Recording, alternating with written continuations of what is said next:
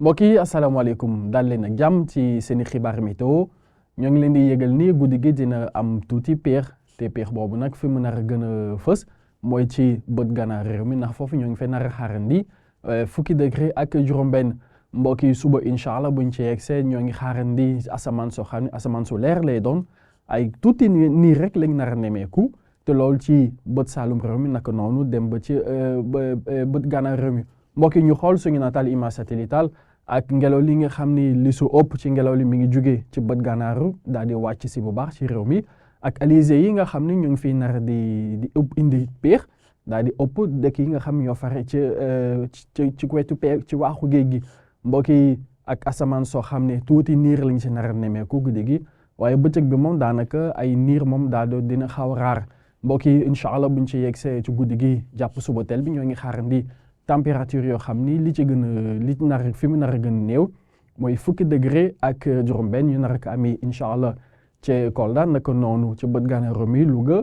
Ndar Géej Podor jàpp Matam ci Fuuta mbokk yi température bi nar a gën a kawe ci guddi gi jàpp suba teel bi ñaar fukki degré lay doon yu koy nar a nemmeeku diggante Thiès naka noonu dem ba ca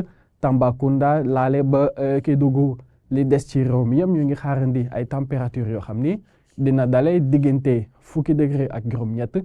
jàpp fukki degré ak juróom-ñeent waaye incha allah ëllëg buñ ci yegsee ñu ngi xaarandi asamaan soo xam ne asamaan su leer lay doon ndax daanaka ay niir dina xaw raar lool ba mu des dëkk yi nga xam ni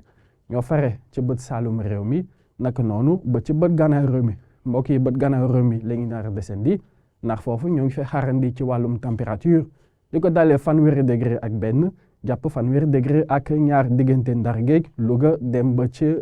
Linguère bët saalum réew mi mbokk yi ñoo ngi fay xaarandi fanweeri degré ak juróom te muy température boo xam ne moo nar a gën a fës